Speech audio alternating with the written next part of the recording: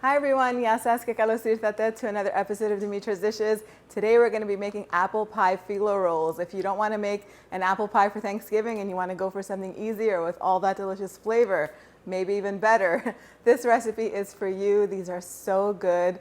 I just can't, there aren't enough ways to describe them. These are just delicious. The apple pie filling has a little bit of a caramel flavor. It's so good. The apples are not mushy. That flaky, buttery phyllo, it's just the best. These are so good and easy to make, and they freeze well, so make lots of them and keep them in your freezer. If somebody stops by, you could just pop them in the oven or in the air fryer and make some coffee, and it's gonna be easy. So let's get started. So I didn't record making the apple pie filling for this because I did a video for this last year, and it's so easy to do. You can make this apple pie filling a week or even more ahead of time because it stays fresh in the refrigerator for a long time. You don't have to wait that long. I made mine yesterday. But anyway, I've been making lots of this so far because I've been recipe testing and because we love these. So it's easy to do, so follow that recipe. I'll link it down below, or at least in the blog post if you can't find it. If you're watching on Facebook or YouTube, it's gonna be in different places. But this apple pie filling is a must. Do not use that store-bought canned stuff, it's horrible. Anyway, you're also going to need a pound of phyllo pastry. I'm using number 4. You wanna make sure you thaw it out in the refrigerator overnight, and then you leave it at room temperature for an hour. It's gonna be so easy to work with. I've melted half a pound of unsalted butter. You can use salted butter, whatever you like. Unsalted butter, I like to sprinkle a little bit of salt in there, like a 1/4 teaspoon of salt. It just brings all of the flavors together. And then I have some ground walnuts and some raisins. You can leave them out, or you could substitute your favorite nuts and dried fruit in this. Whatever you like is what you put in it. So you're gonna take one sheet at a time, and you're gonna drizzle some butter. I also like to brush it so it spreads just very lightly. And then you fold one side over to fold it almost in half. You could leave it a little bit bigger than half so that way it's easier to roll up.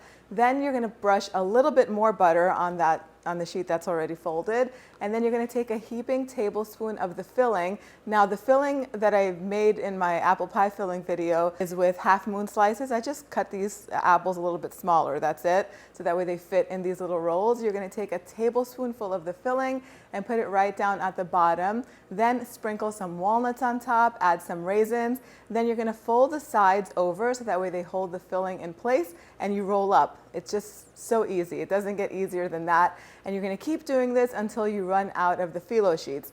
The apple pie filling does make more than however many sheets are in the box. But again, once you're done with it, you can keep it in the refrigerator and it'll stay fresh for days. You're gonna put the rolls on baking trays that have been lined with parchment paper, and then brush the tops with melted butter. Then you're gonna wanna pierce some holes on top, either with a fork or a toothpick, so that way the steam escapes and all the filling doesn't ooze out.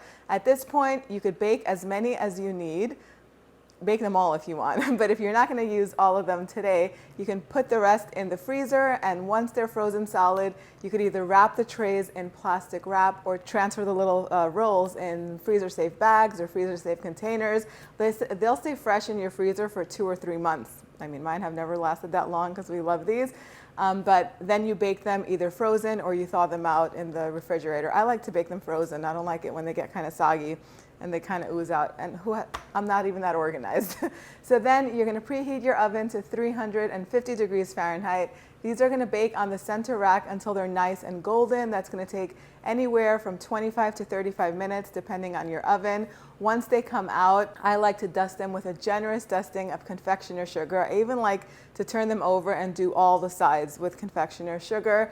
If you wanna give it more of a baklava flavor, you can definitely make some simple syrup by boiling some water, like a cup of water, 1/2 to 3/4 of a cup of sugar. You could even add maybe 1/2 cup of honey in there, a cinnamon stick, maybe some orange zest or orange peel.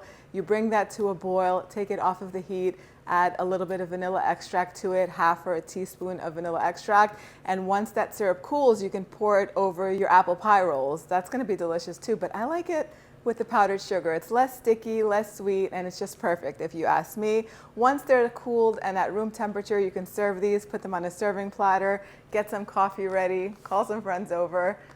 These are so good, you guys. Time for the taste test.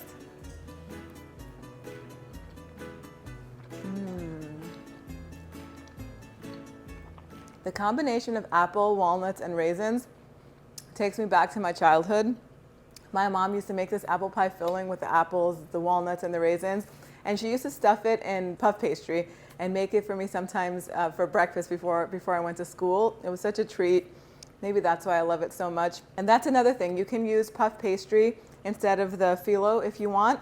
It's up to you. We give you choices here. I hope you guys give this recipe a try. If you want to learn how to make the apple pie filling, click over here and I'll see you right over there. Yes, sis?